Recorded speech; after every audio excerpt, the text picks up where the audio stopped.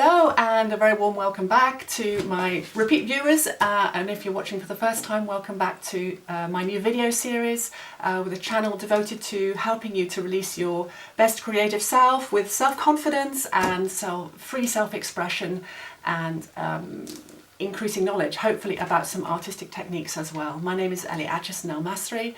Thank you so much for all the responses in the first two videos. That's just terrific, guys, and I will do my best to answer any questions that you have, and at the end of this video I'll give some contact details. So today in this video we're going to be looking at how to get started with watercolour painting. Watercolour painting has got such a long and hugely popular tradition in this country, in the United Kingdom, but also across the other countries of Northern Europe in particular.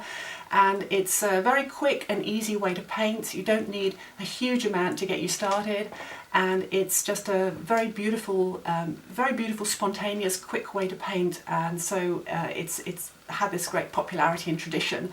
And people who know the work of Turner and Cotman, Constable, these very famous British artists, will be familiar a little bit with some of their work and their sketchbooks, which were filled with watercolours.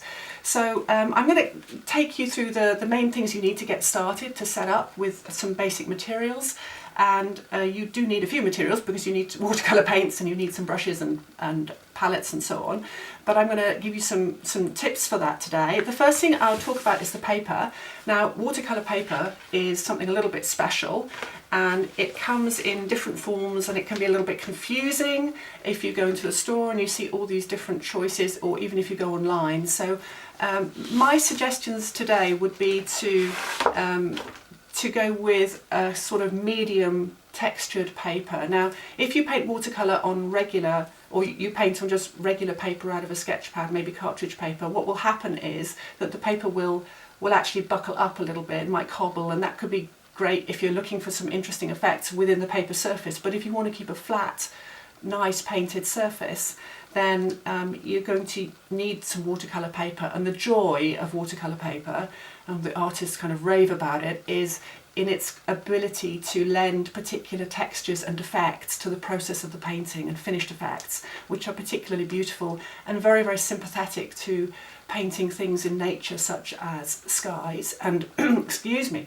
things containing, you know, watery elements already, like the sea and the kind of watery atmospheres, as well as it also lends itself to very fine painted work as well. So the painting, I've got some little sketchbooks here actually. These are from student days actually, just student days painting by the sea, and these are just in these very little kind of sketchbooks. But if you're starting in your studio, I might recommend that you get something more like this kind of a size, and this sort of pad, which is not a spiral bound pad actually, it's just a gummed pad. And there are three main types of watercolour paper. This one is what we call knot, N-O-T paper, which is a kind of medium, slightly rough. If you get a chance to feel it, then it's slightly textured, and that creates some beautiful effects when you put the paint on it. And then we have also, I don't have a sample here actually, I've just realised that, but you have a very rough one. It's actually just called rough, but it's got much more of what we call a tooth on the surface, and that can also be very interesting to work with. And then there's another kind as well called smooth or hot pressed. So you've got rough, which is the most rough, that's nice and easy. Knot, which is a very odd term, but that's what we call a cold pressed knot paper, and you'll see that on the front. It'll be marked on the front of all of these pads. Here's just one there, and it's quite small writing there, but next to the description you'll see something like CP knot in brackets. And then the other kind is the very smooth paper, which is a hot pressed paper. These describe the process of making the paper itself, obviously, but I'm not going to go into those kind of details here. It's not perhaps relevant for us today at this point. I love working myself these days with the smooth paper, because where I'm at and the thought of work that I'm doing, because the smooth paper is pretty much as it as it says really. It's got no tooth to speak of. It's very, very satiny and smooth, and this painting, for example, here has been done on a smooth paper, so it's ideal for if you're looking to create a great deal of detail, but without perhaps the more dramatic, spontaneous effects that you can get with the rougher paper. But to start off with, I was very excited when my aunt very kindly first let me loose on her watercolour paper when I was about 16 years old, and staying with her and all her paints. I'd never come across it before, and I just really loved the what happens on the paper itself. So I'll show you that in just a minute. But so this is the first paper I would advise you to get. Now, in another video, I will show you how to stretch regular drawing paper, like cartridge paper that you find in any drawing pad, so that you can also work with regular drawing paper. But that has to go through a process of being soaked and then laid on a board and stretched out. So that's another process. And you can do equally nice work. I think this is a work I did as a student. It's the cabbage. You're making me hungry for lunch. And that was done simply on a cartridge paper, actually a drawing paper, but that has to be stretched. So that I will save for another video with a big tub of water. Okay, so first thing is the paper. Now the paper is usually nearly white or close to white. That is very important with watercolours because they are a transparent paint, and you don't, in the purest terms, you tend not to use white paint with it. You tend not to use a white watercolour if you're being very purist, or you simply don't want to, because the purest skill of watercolour painting is allowing the luminosity of the paper to actually illuminate through the paint, and you will create your whites through that. So if, for example, in these little sketches here of the sea, you can see actually the white in that is just where I've left the paper, to shine through. So that's going into more the techniques, but that's why it's important to work with a whitish paper. So the next thing you're going to need is some kind of a palette. Now, don't leap to buy a plastic palette for watercolour painting. They don't particularly lend themselves to pooling the paint in a very nice way. And for me personally, the aesthetic, the beautiful quality of working with watercolour paints is something that helps me to draw out the beauty of what it is I'm trying to express or describe, even if that is made in a state of emotional pain, for example, or emotional anxiety. There's something difficult that you're looking to express, then I believe that even having as nice things around you as you can to help you make that painting sort of eases that process of communication outside of yourself. So I would favour, above anything else, a simple white plate. A simple white plate like this. Sometimes I use bowls, so that if you're creating big puddles of water, or of paint, then you can contain it very easily in a bowl. And I even use these dinner plates, so just raid the kitchen, or raid somebody else's kitchen, raid your mum's kitchen, she won't mind, it's creative, right? Or, pick them up at jumble sales, wherever you can, but this would be my first choice, always.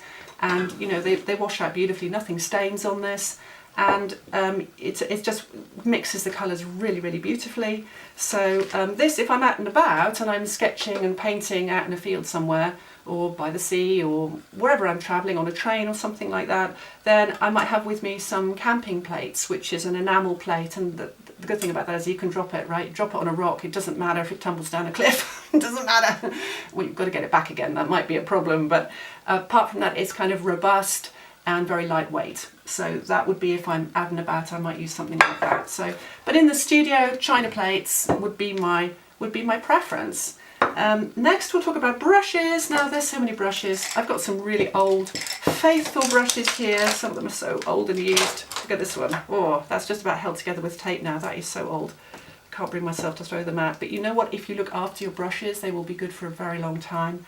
So there's a little bit about brush care we can go into on other dates, but the key thing is just, if you look after a brush, it will be with you for years and years, but you could ruin it in a couple of days if you left it in the water or something like that and bent all the bristles the wrong way. So it's worth taking a little bit of care over your brushes, whatever painting you're using, whatever kind of paint. Now, if I was starting out, if I was going to just pick out one brush and a paint palette, then probably I would get something like a number 8, which I haven't got to hand actually. I had it out just yesterday. Number 8 is a sort of medium size. I think that's it. There we go. There's a number 8. You'll see on the shaft of the paint brushes, or if you're looking online, you can see they will have a number 8, and this is described as a round brush because the end is slightly rounded. And if you look at that, you can see that's a flat brush, sort of. That's pretty easy to describe. This one is a fan brush. So there are lots of different types and they suit different purposes, but that's a really good kind of general purpose if you're just getting one brush. Please get the best you can afford. And this is a synthetic brush. I prefer to buy synthetic rather than something made of an animal. So that's what I would choose, but if I was getting a selection, if I'm starting out, I think I would get something like a 12, which is this size, a round one, an 8, and then probably I'd go for something like a 4. I think that's a 4 one there, yeah. Something like a 4 or a 5, so that you've got a large, medium and small there. And then probably I'd also get something like that, which is a flat ended one. What size is that? Have I got a size on that? Yeah, 1 inch, that's described that. Okay, so that's a 1 inch flat brush, and that's really useful for wetting the paper, wetting slightly larger areas of paper. Now you can buy watercolour paper in big sheets, but I think when you're starting out, it's kind of nice to work in a sort of medium size. Is very versatile for all kinds of things. Okay, so that's a little bit about the brushes, and then moving on to the paints. We'll talk about paint next. Yeah, let's talk about paint next. Right, this is the exciting bit. Now, paints, watercolour paints. There's a lot on the market, and if you go into an art store or a stationery store selling watercolour paints, you may find a bewildering number of colours. 10 blues, 10 yellows, 10 reds, 10 pinks, there's a lot. We have so much choice, it's really amazing. But there's a couple of things I do want to mention about choosing the colours.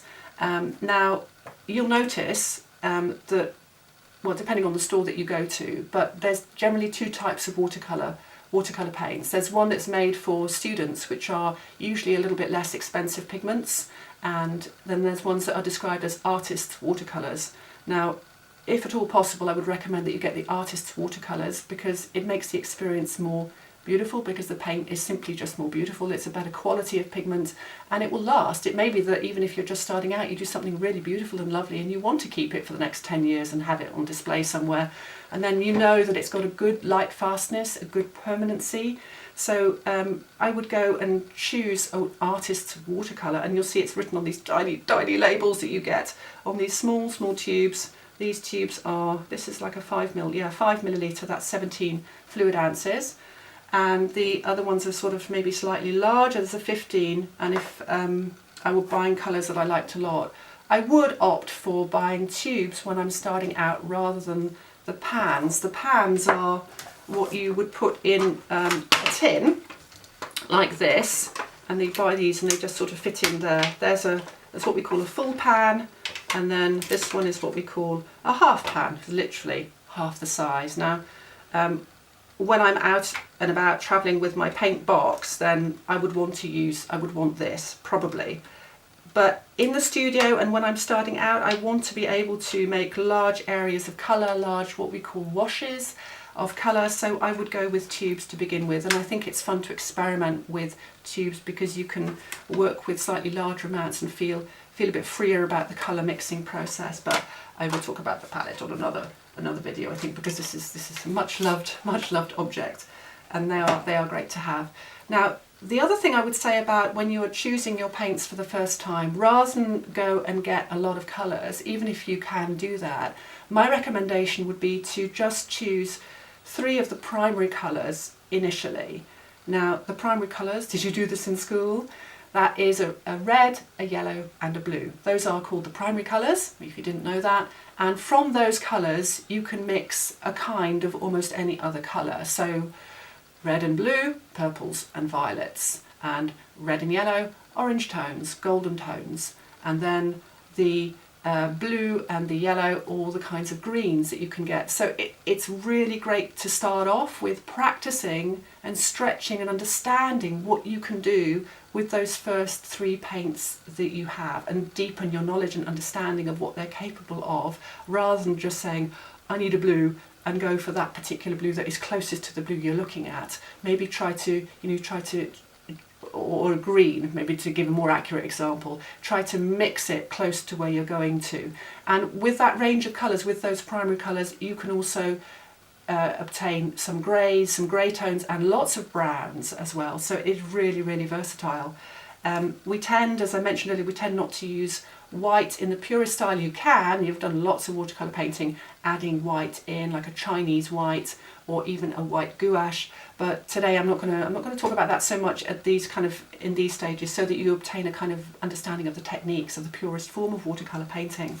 So of all the blues and reds and yellows that there are on the market, what are you going to choose? What are you going to choose? Okay, the cadmium colours, so popular, but they have a very dominating feel. Cadmium red, cadmium yellows, they're very, very dominant on the palette. So I prefer to use some of the other tones. And I think for a first red, if I was buying a red, I'd probably choose a Windsor red. That's the name of it.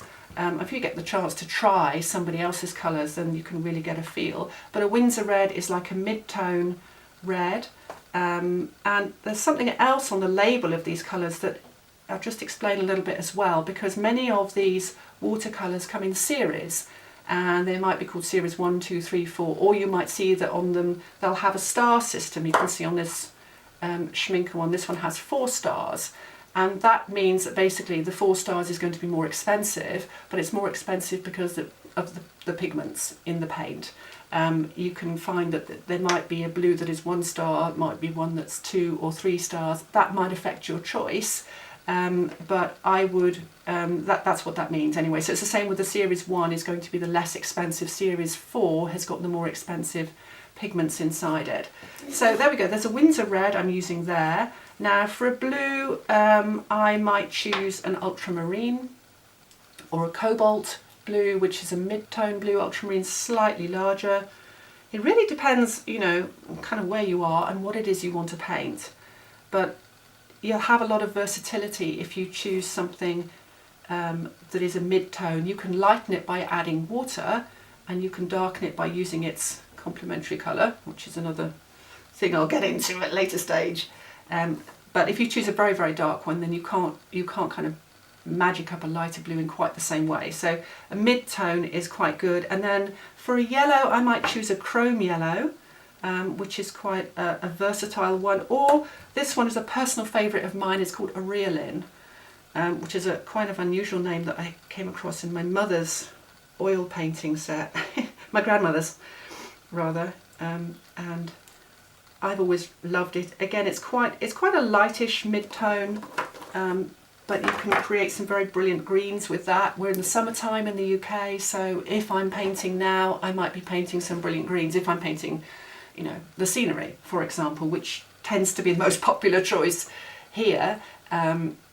You might not be. You might be painting in the city. You might be in a desert region. You might be, I don't know, anywhere, even on, you know, travelling somewhere at sea. Who knows? So you're going to be affected by what's in your environment, what it is that you're choosing to paint.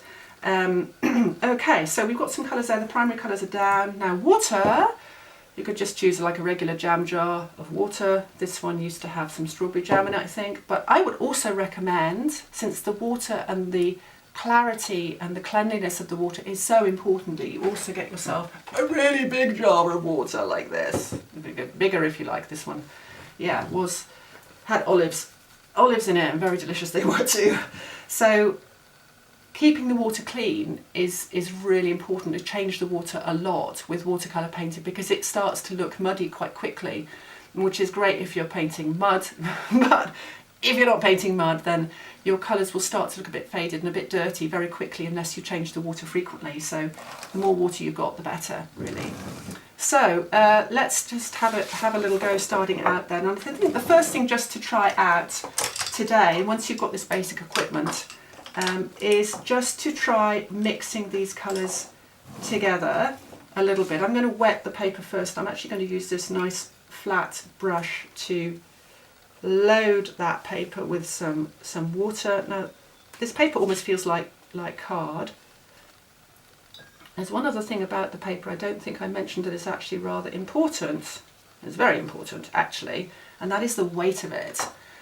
So just to step backwards a little bit, on the front of these pads or wherever you're purchasing, you'll see there's a marker here which says something like 300 grams per square metre, or 140 pounds in brackets. Now you'll also see one that's 90 pounds, and you'll see various numbers like this. They describe the weight of the paper. Now I would strongly recommend that you start off with one that is 300 grams per square metre, because that will not buckle. You see that's lifting now, I've wet it, but it will dry pretty much flat. It can take a lot of water on it and still kind of dry flat, so you don't have to go through that stretching process. Now if you get the 90 pound weight, you start to go down in weight, then you're going to have to stretch that if you want to work that paper with a lot of water and a lot of paint.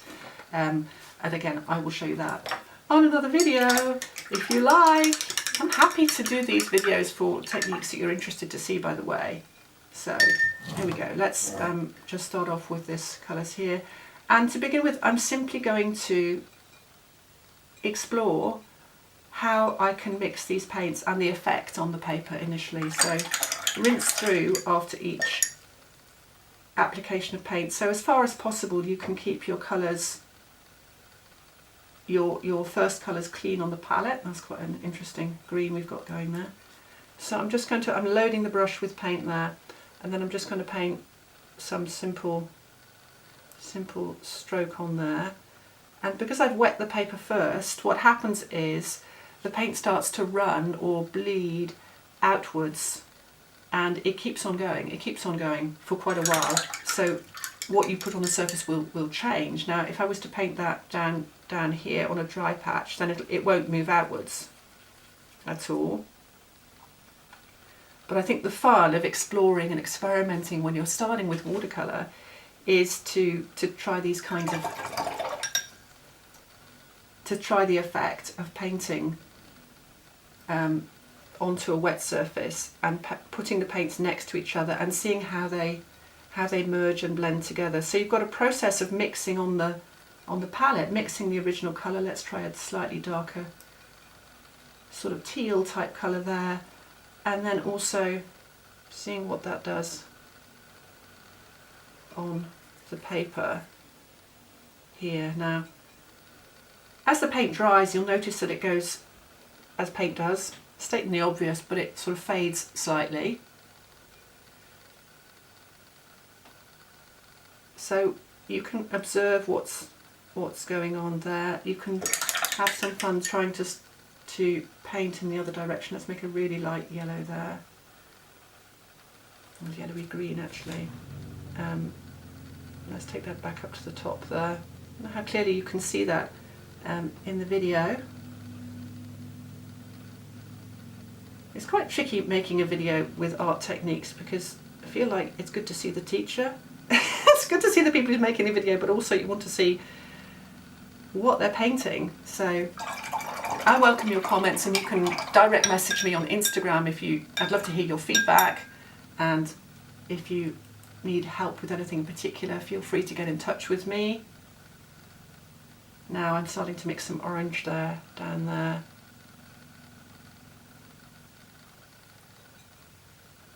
I'm not going to go too much into any kind of technique today, because I'll make another, that'll be my next video actually, I'm getting ready for that right now. But so I would just recommend that you really, just with those three colours, you really almost challenge yourself and say, how many colours can I make out of these three colours? And you'll be amazed at just how many colours you can make. Just adding slightly more paint to it as you go on.